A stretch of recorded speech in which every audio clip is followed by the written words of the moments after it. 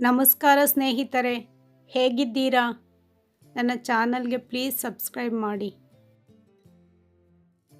ನರದೃಷ್ಟಿ ಅಥವಾ ಕೆಟ್ಟ ದೃಷ್ಟಿ ಬಿದ್ದಾಗ ಈ ರೀತಿಯೆಲ್ಲ ಆಗುತ್ತದೆ. ಆಗ ಈ ರೀತಿ ಪರಿಹಾರ ಮಾಡಿಕೊಳ್ಳಿ. ಮನುಷ್ಯನ ದೃಷ್ಟಿಯನ್ನು ಕೆಟ್ಟ ದೃಷ್ಟಿ, ನರದೃಷ್ಟಿ ಎಂದೂ ಕರೆಯುತ್ತಾರೆ. ಮನುಷ್ಯನ ದೃಷ್ಟಿಗೆ ಅಥವಾ ನರದೃಷ್ಟಿಗೆ ಬೆಂಕಿ ಇಲ್ಲದೆ ಮನೆಯನ್ನು ಸುಡುವ ಶಕ್ತಿ ಇದೆ. ನರದೃಷ್ಟಿಯಷ್ಟು ಕೆಟ್ಟದ್ದು ಯಾವುದೂ ಇಲ್ಲ. ನರದೃಷ್ಟಿಯಿಂದ ಮನುಷ್ಯ ಆರ್ಥಿಕ ಸಮಸ್ಯೆಗಳಿಂದ ಹಿಡಿದು ಆರೋಗ್ಯದ ಸಮಸ್ಯೆಗಳವರೆಗೂ ನಾನಾ ಸಮಸ್ಯೆಗಳನ್ನು ಎದುರಿಸಬೇಕಾಗುತ್ತದೆ. ಕೆಟ್ಟ ದೃಷ್ಟಿ ಬಿದ್ದಾಗ ಅವನು ಎಂತಹ ಸಿರಿವಂತನಾಗಿದ್ದರೂ ಕ್ಷಣ ಮಾತ್ರದಲ್ಲಿ ಭಿಕ್ಷುಕನಾಗಬಹುದು. ಹಾಗಾಗಿ ಜನರು ದೃಷ್ಟಿಗೆ ಭಯಪಡುತ್ತಾರೆ. ದೃಷ್ಟಿ ಬಿದ್ದಾಕ್ಷಣ ಎಷ್ಟೇ ಏಳಿಗೆಯನ್ನು ಹೊಂದಿದ್ದರೂ ಎಲ್ಲ ನಾಶವಾಗುತ್ತದೆ. ನರದೃಷ್ಟಿಯಿಂದ ತಪ್ಪಿಸಿಕೊಳ್ಳುವುದು ತುಂಬಾ ಕಷ್ಟ. ಕೆಟ್ಟ ಕಣ್ಣು ಬಿದ್ದಿರುವ ಅಥವಾ ದೃಷ್ಟಿಯಾಗಿರುವ ಸೂಚನೆಗಳು. ಮೊದಲನೆಯ ಸೂಚನೆ, ನರದೃಷ್ಟಿ ಅಥವಾ ಕಣ್ಣು ದೃಷ್ಟಿ ನಿಮ್ಮ ಮೇಲೆ ಬಿದ್ದಿದ್ದರೆ ಇದ್ದಕ್ಕಿದ್ದಂತೆ ನಿಮ್ಮೆಲ್ಲ ಕೆಲಸಗಳು ಅರ್ಧಕ್ಕೆ ನಿಂತು ಹೋಗುವುದು. ಬೇಡದೇ ಇರುವ ಕಾರಣಕ್ಕಾಗಿ ಮನೆಯಲ್ಲಿ ಪ್ರತಿನಿತ್ಯ ಜಗಳಗಳು ನಡೆಯುವುದು. ಇದರೊಂದಿಗೆ ಹಣಕಾಸಿನ ಸಮಸ್ಯೆಗಳು ಹೆಚ್ಚಾಗುತ್ತಲೇ ಇರುವುದು.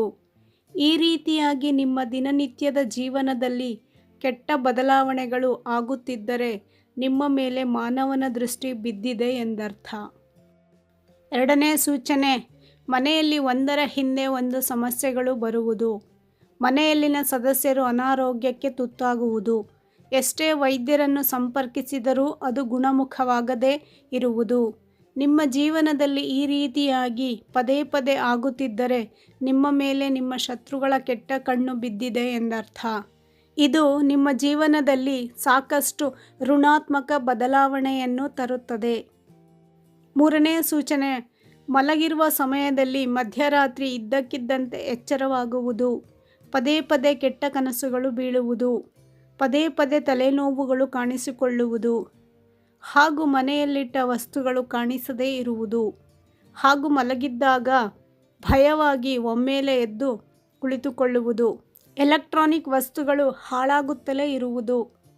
ನೀರು ವ್ಯರ್ಥವಾಗುತ್ತಿರುವುದು. ಮನೆಯಲ್ಲಿ ಬೆಳೆಸಿದ್ದ ಗಿಡಗಳು ಒಣಗಿ ಹೋಗುವುದು. ಪದೇ ಪದೇ ಹಾಲು ಹಾಳಾಗುವುದು. ಇವೆಲ್ಲವೂ ಕಣ್ಣು ದೃಷ್ಟಿಯ ಸೂಚನೆಯಾಗಿದೆ. ದೃಷ್ಟಿ ಬಿದ್ದಿರುವುದಕ್ಕೆ ಪರಿಹಾರಗಳು. ಮೊದಲನೆಯ ಪರಿಹಾರ, ಆಂಜನೇಯ ಸ್ವಾಮಿಗೆ ಮಂಗಳವಾರ ಮತ್ತು ಶನಿವಾರ ವೀಳ್ಯದೆಲೆ ಹಾರವನ್ನು ಅರ್ಪಿಸಿ ಪ್ರಾರ್ಥನೆ ಮಾಡಿಕೊಳ್ಳಿ. ಎರಡನೇ ಪರಿಹಾರ, ಕಲ್ಲುಪ್ಪಿನ ದೃಷ್ಟಿ ತೆಗೆದುಕೊಳ್ಳಿ. ಮುಷ್ಟಿಯಲ್ಲಿ ಕಲ್ಲುಪ್ಪನ್ನು ಹಿಡಿದುಕೊಂಡು ತಲೆಯಿಂದ ಪಾದದವರೆಗೂ 3 ಬಾರಿ, ಎಡದಿಂದ ಬಲಕ್ಕೆ, ಬಲದಿಂದ ಎಡಕ್ಕೆ 3 ಬಾರಿ, ಪಾದದಿಂದ ತಲೆಗೆ 3 ಬಾರಿ ಸುತ್ತಿ ದೃಷ್ಟಿ ತೆಗೆದು ಉಪ್ಪನ್ನು ಬೆಂಕಿಗೆ, ಸಿಂಕ್ಗೆ ಅಥವಾ ಮೋರಿಗೆ ಹಾಕಿ.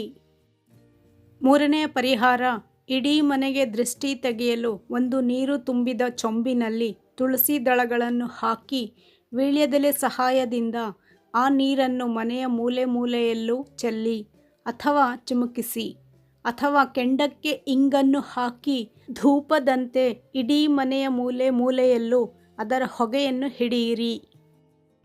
ನಾಲ್ಕನೆಯ ಪರಿಹಾರ, ಅಮಾವಾಸ್ಯೆ ದಿನ ಕುಂಬಳಕಾಯಿ ಅಥವಾ ನಿಂಬೆಹಣ್ಣು ಮತ್ತು ಮೆಣಸಿನಕಾಯಿಯನ್ನು ಕಟ್ಟಿ ಇವುಗಳು ಒಣಗಿದ ನಂತರ ಬದಲಾಯಿಸುತ್ತಿರಬೇಕು. ಐದನೇ ಪರಿಹಾರ, ವೀಳ್ಯದೆಲೆಯಲ್ಲಿ ಒಂದು ನಾಣ್ಯವನ್ನಿಟ್ಟು ಅದನ್ನು ಪೂಜಿಸಿ ನಿಮ್ಮ ಪರ್ಸ್ನಲ್ಲಿ ಇಟ್ಟುಕೊಳ್ಳಿ.